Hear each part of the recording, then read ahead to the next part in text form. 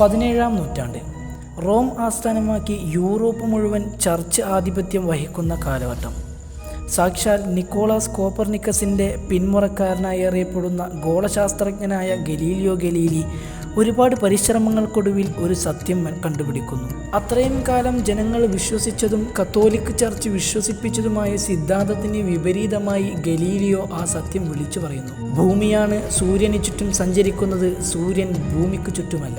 ഈ പ്രസ്താവനയെ ചർച്ച് ലാഘവത്തോടെ എതിർത്തു. മാത്രമല്ല, ഈ വാദത്തെ വിശ്വസിക്കുന്നവർ മതത്തെ വെല്ലുവിളിക്കുകയാണെന്ന് ഭീഷണിപ്പെടുത്തി. എന്നാൽ ഗലീലിയോയുടെ വാദത്തെ വിശ്വസിക്കുന്ന ആളുകൾ എണ്ണത്തിൽ പെരുകുന്നു എന്ന് മനസ്സിലാക്കിയ ചർച്ച് ഗലീലിയോയെ തുറങ്കിലടക്കുകയും അദ്ദേഹത്തിന്റെ അനുയായികളെ നിഷ്കാസനം ചെയ്യുകയും ചെയ്തു. പ്രധാനമായും ഈ കിരാതഹത്യത്തിന് ഇരകളായത് ഒരുപാട് ശാസ്ത്രജ്ഞരും ഗോളവിജ്ഞാനികളുമായിരുന്നു. പതിയെ ഇവരുടെ ലക്ഷ്യം ചർച്ച് കൊണ്ടുവന്ന പൊള്ളത്തരങ്ങളെ ഇല്ലായ്മ ചെയ്യലും ചർച്ചിനെതിരെ തിരിയലുമായി. എന്നാൽ ലോകം മുഴുവൻ തങ്ങളുടെ കൈപ്പിടിയിലൊതുക്കിയ കത്തോലിക് ചർച്ചിന് മുന്നിൽ പിടിച്ചു നിൽക്കാനാവാതെ അവർ ഇറ്റലിയിൽ നിന്നും നാടുകടത്തപ്പെടുകയും ഛിന്ന ഭിന്നമാക്കപ്പെടുകയും ചെയ്തു. എന്നാലും അക്കൂട്ടർ പരിശ്രമിച്ചു കൊണ്ടേയിരുന്നു. ഇനിയും തങ്ങൾ വെളിച്ചത്ത് വന്നാൽ നിലനിൽപ്പിന് സാധ്യത ഉണ്ടാകില്ലെന്ന് മനസ്സിലാക്കി അവർ അവസരം കാത്തിരുന്നു.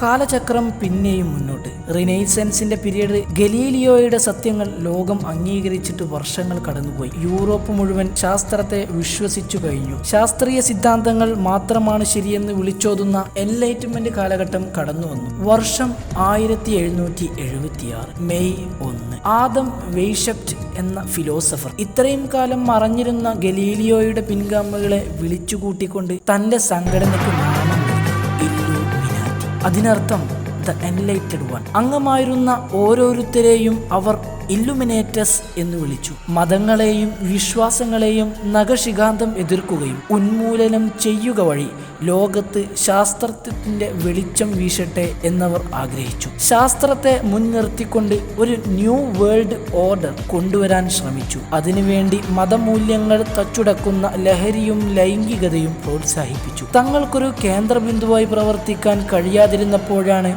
ബവേറിയൻ കൽപ്പണിക്കാരുടെ സംഘടനയായിട്ടുള്ള ഫ്രീമേസണറിയുമായി ഇവർ ഇഴുകിച്ചേരുന്നത്. ഇല്ലുമിനാറ്റിയുടെ ആശയങ്ങളോട് സാമ്യതയുള്ളവരായിരുന്നു ഇവരും. അതോടെ തങ്ങൾ വെറും കൽപ്പണിക്കാരുടെ സംഘടനയാണ് എന്ന് പറഞ്ഞു പരത്തി മറഞ്ഞിരുന്ന് ലോകത്തെ സ്വാധീനിച്ചു. ഇല്ലുമിനാറ്റിയുടെ ഐഡിയോളജി വ്യാപിപ്പിക്കാൻ ഫ്രീമേസണറി തീർത്തും ഉപകാരപ്രദമായി. ലൂസിഫേറിയൻ ഡോക്ട്രൈൻ എന്നാണ് ഇവരുടെ ഐഡിയോളജി വിളിക്കപ്പെടുന്നത്. ചർച്ച് ഈ ലൂസിഫർ എന്ന പദത്തിന് ഡെവിൽ എന്ന അർത്ഥം പ്രചരിപ്പിച്ചപ്പോൾ അവർ ഈ പദത്തിന് അർത്ഥം വെച്ചത് ബ്രൈറ്റർ ഓഫ് ലൈറ്റ്, ഇല്ലുമിനാറ്റ. ഇന്നും ഫ്രീമേസണറിയുടെ ലോഡ്ജുകൾ ലോകത്ത് വ്യാപകമാണ്. അതിന്റെ സെന്റർ അമേരിക്കയിൽ ഇന്നും തുറന്നു പ്രവർത്തിക്കുന്നു. പറയപ്പെടുന്നത് ഇപ്പോഴും ഈ സംഘടനയ്ക്ക് 5 മില്യണോളം ഫോളോവേഴ്സ് ഉണ്ടെന്നാണ്. ഇവരെ നിങ്ങൾക്കറിയാതിരിക്കാൻ വഴിയില്ല.